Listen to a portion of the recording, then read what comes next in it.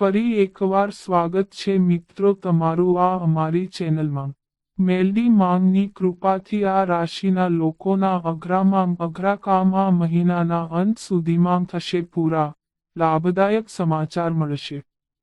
તો ચાલો મિત્રો વિડીયોમાં આગળ જાણીએ।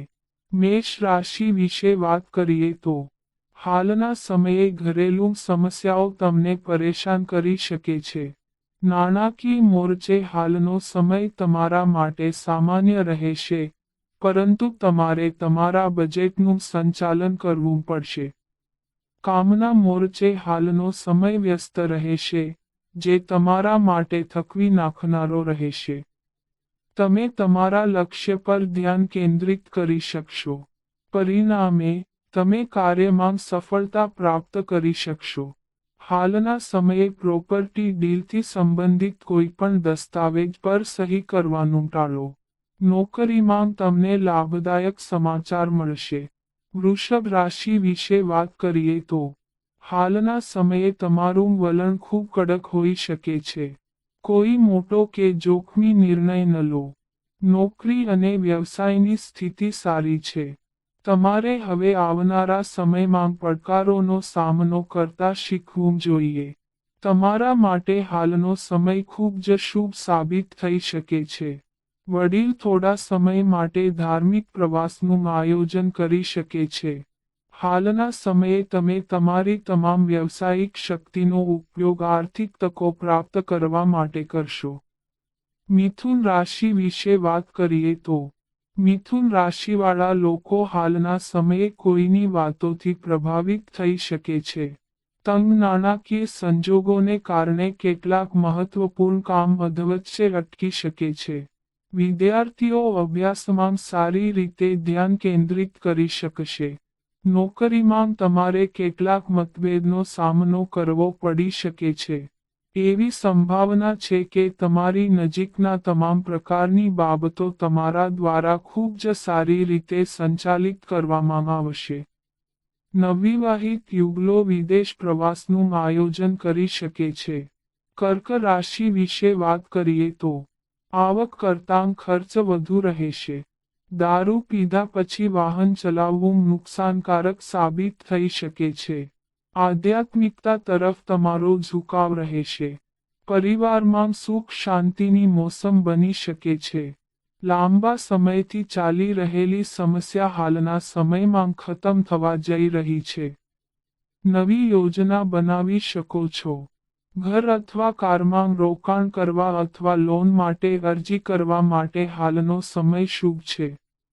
તમારા કામને લઈને તમારા જીવનસાથીની કોઈ સલાહ ન લો। સિંહ રાશિ વિશે વાત કરીએ તો તમારી બુદ્ધિમત્તાથી તમે મુશ્કેલ કાર્યો પણ સરળતાથી પૂર્ણ કરી શકશો। કોઈ બીજાને મળશો। કેટલાક લોકોની સમસ્યાઓનો હાલના સમયમાં અંત આવવાનો છે। તમારા આ ગુણોનો જાદુઈ પ્રભાવ પડશે અને તમારી બધી સમસ્યાઓ આપોઆપ દૂર થઈ જશે। તમે કોઈ એવી વ્યક્તિને મળશો જેની પાસેથી તમને ઘણી સારી સલાહ મળી શકે છે। તમારી મહેનત ભવિષ્યમાં તમારા માટે ખૂબ જ ઉપયોગી સાબિત થશે। મહેમાનોના આગમનથી ઘરમાં આનંદનું વાતાવરણ રહેશે। કન્યા રાશિ વિશે વાત કરીએ તો શારીરિક અને માનસિક સ્વાસ્થ્ય ખૂબ સારું રહેવાની શક્યતા છે। નકારાત્મક અને ઉદાસીન વિચારોને મનમાં આવવા ન દો। વિરોધી લોકો તરફ તમારું આકર્ષણ નોંધપાત્ર રીતે વધી શકે છે। તમને દરેક પ્રકારની પરિસ્થિતિઓમાં લોકોને જાણવાની તક મળી શકે છે। શૈક્ષણિક અને બૌદ્ધિક કાર્ય દ્વારા માન સન્માન વધી શકે છે। નોકરી કરતા લોકોને પ્રમોશન મળી શકે છે। જે લોકો પરણ્યા નથી તેઓ સારા સંબંધ મેળવી શકે છે। તુલા રાશિ વિશે વાત કરીએ તો હાલના સમયે તમે તમારા જીવનસાથી સાથે વિવાદના સાક્ષી બની શકો છો। તમારા મિત્રોને અગાઉથી જાણ કરો કે તમે આવી રહ્યા છો, નહીંતર ઘણો સમય બગડી શકે છે।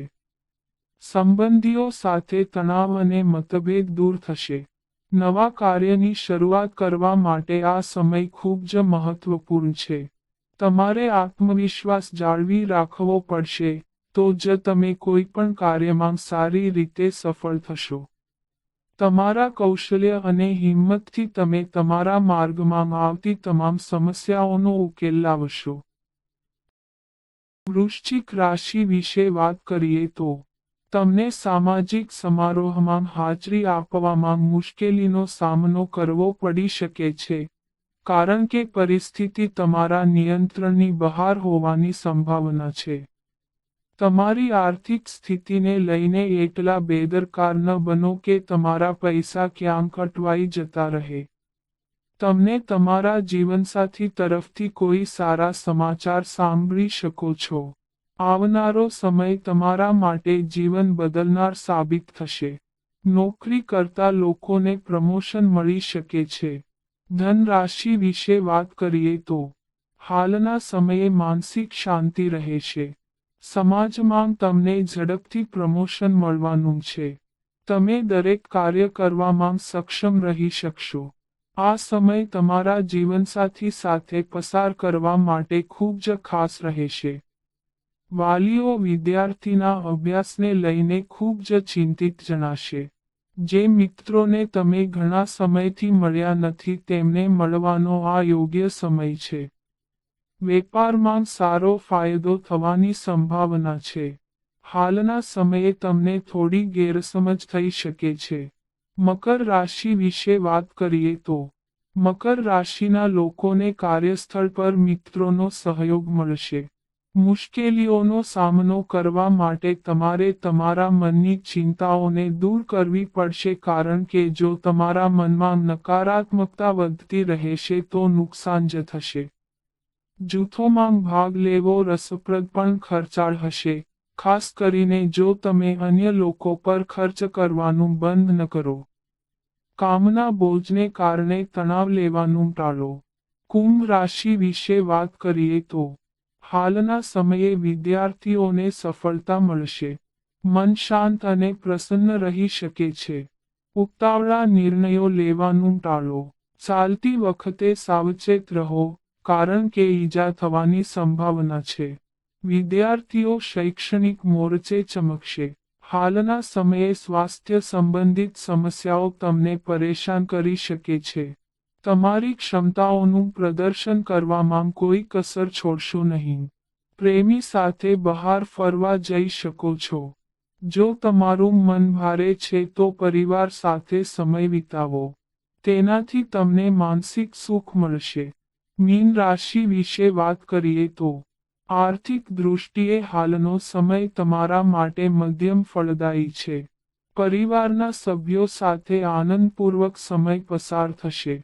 તમારા વડીલોની વાત ન સાંભળવાની અસર એ છે કે તેઓએ તમને કંઈ પણ કહેવાનું બંધ કરી દીધું છે. જ્યારે શું થયું છે કે તેઓ તમને તે માર્ગદર્શન આપતા રહે જેથી તમે તમારા જીવનની સાચી દિશા બનાવી શકો. રોકાણ માટે સમય યોગ્ય છે. તમારું સ્વાસ્થ્ય પણ સારું રહેશે. વડીલોના સ્વાસ્થ્યમાં વધારો તમને હળવાશ અને સારું અનુભવ કરાવશે. તો મિત્રો, આ અમારી માહિતી ગમી હોય તો ચેનલને સબસ્ક્રાઇબ કરો.